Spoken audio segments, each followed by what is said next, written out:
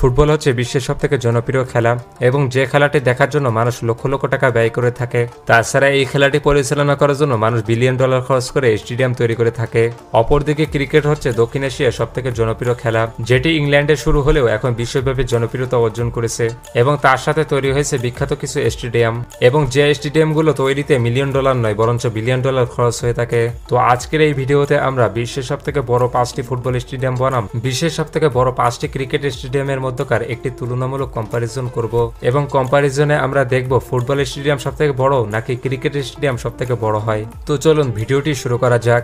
প্রথমে যদি আমরা বিশ্বের সবথেকে বড় 5টি ফুটবল স্টেডিয়াম সম্পর্কে কথা বলি, তাহলে এই তালিকার 5 নম্বরে রয়েছে ওয়েমলি স্টেডিয়াম। এটি ইংল্যান্ডের রাজধানী লন্ডনে অবস্থিত এবং এটি দ্বিতীয়বারের মতো উদ্বোধন করা হয়েছিল 2007 সালে এবং স্টেডিয়ামটি তৈরি করতে খরচ হয়েছে 798 মিলিয়ন পাউন্ড। ওয়েমলি স্টেডিয়াম ছিল ইংল্যান্ড জাতীয় ফুটবল দলের নিজস্ব মাঠ। এছাড়াও ভৌগোলিক দৃষ্টিকোণ থেকে এটি ফুটবলের জন্মভূমি নামেও পরিচিত। বর্তমানে ওয়েমলি স্টেডিয়ামের দর্শক ধারণ ক্ষমতা 90,000 এবং এটি হচ্ছে বিশ্বের 5ম সবথেকে বড় ফুটবল স্টেডিয়াম। এরপর 4 নম্বরে রয়েছে রোজবোল স্টেডিয়াম। এই স্টেডিয়ামটি আমেরিকার ক্যালিফোর্নিয়াতে অবস্থিত এবং এটি 1922 সালে উদ্বোধন করা হয়েছিল। রোজবোল হচ্ছে একটি ঐতিহাসিক ফুটবল স্টেডিয়াম যেখানে 1994 ফিফা বিশ্বকাপ ফাইনাল সহ মোট 8টি ম্যাচ অনুষ্ঠিত হয়েছিল, আর সেই ফাইনাল ম্যাচে ব্রাজিলের মুখোমুখি হয়েছিল ইতালি। বর্তমানে রোজবোল স্টেডিয়ামের দর্শক ধারণ ক্ষমতা প্রায় 92,000 এবং এটি তৈরি করতে প্রায় $5 মিলিয়ন খরচ হয়েছিল। বিশ্বের সবথেকে বড় ফুটবল স্টেডিয়ামের মধ্যে এটি রয়েছে 4র্থ স্থানে। এরপর 3 নম্বরে রয়েছে এফএনবি স্টেডিয়াম। দক্ষিণ আফ্রিকায় অবস্থিত এই স্টেডিয়ামটি হচ্ছে আফ্রিকা মহাদেশের সবথেকে বড় স্টেডিয়াম, যেটি তৈরি করা হয়েছিল 1986 সালে এবং উদ্বোধন করা হয়েছিল 1989 সালে। এরপর উদ্বোধনের পর থেকে বিভিন্ন ইতিহাসের সাক্ষী হয়ে থাকে এই স্টেডিয়ামটি।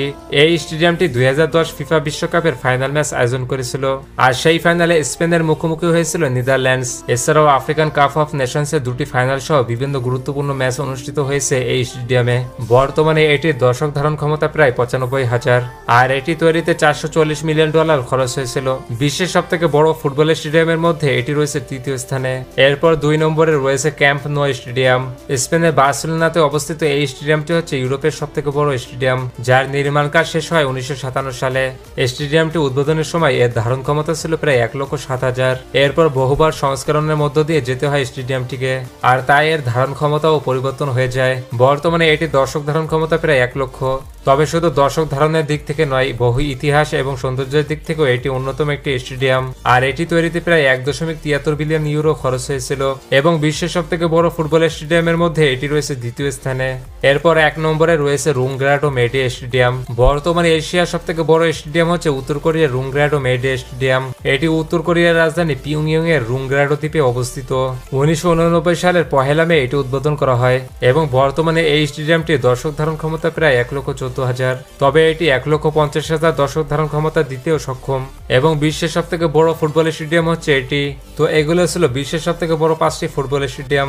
এখন আমরা বিশ্বের সবথেকে বড় 5টি ক্রিকেট স্টেডিয়াম সম্পর্কে জানবো।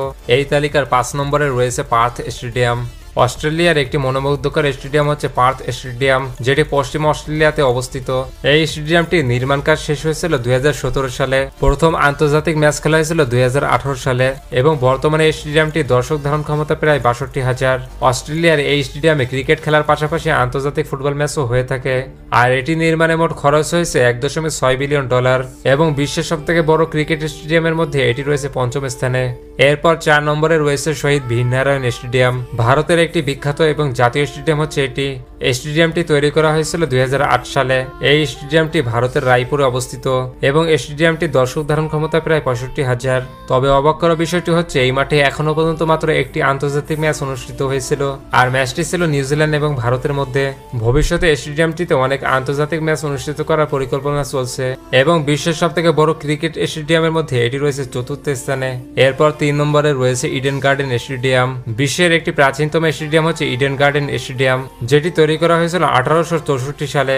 এই বিখ্যাত স্টেডিয়ামটি কলকাতায় অবস্থিত এবং স্টেডিয়ামটি দর্শক ধারণ ক্ষমতা প্রায় 68,000। তবে জানলে অবাক হবেন 1996 সালে বিশ্বকাপের সেমিফাইনালে ভারত বনাম শ্রীলঙ্কার ম্যাচটিতে 1,10,000 দর্শক ধারণ ক্ষমতা হয়েছিল এই মাঠে। এবং ভারতের একটি ঐতিহ্যবাহী স্টেডিয়াম হচ্ছে ইডেন গার্ডেন স্টেডিয়াম, আর বিশ্বের সবথেকে বড় ক্রিকেট স্টেডিয়ামের মধ্যে এটি রয়েছে তৃতীয় স্থানে।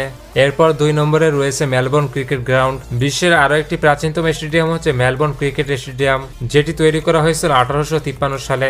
বর্তমানে স্টেডিয়ামটি দর্শক ধারণ ক্ষমতা প্রায় 1 লক্ষ। অস্ট্রেলিয়ার বিখ্যাত এই স্টেডিয়ামটি তৈরি করতে খরচ হয়েছে $500 মিলিয়ন, এবং বিশ্বের সবথেকে বড় ক্রিকেট স্টেডিয়ামের মধ্যে এটি রয়েছে দ্বিতীয় স্থানে।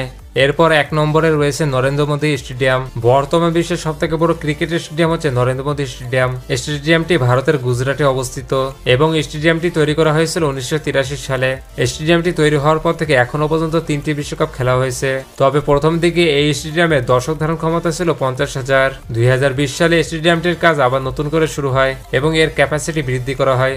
বর্তমানে এই স্টেডিয়ামটির দর্শক ধারণ ক্ষমতা প্রায় 1,32,000। তো এই ছিল বিশ্বের সবথেকে বড় 5টি ফুটবল এবং ক্রিকেট স্টেডিয়াম। এবং আপনি যদি বিশ্বের সবথেকে ধনী 10 ক্রিকেট বোর্ড সম্পর্কে জানতে চান তাহলে পাশের ভিডিওটি ক্লিক করুন।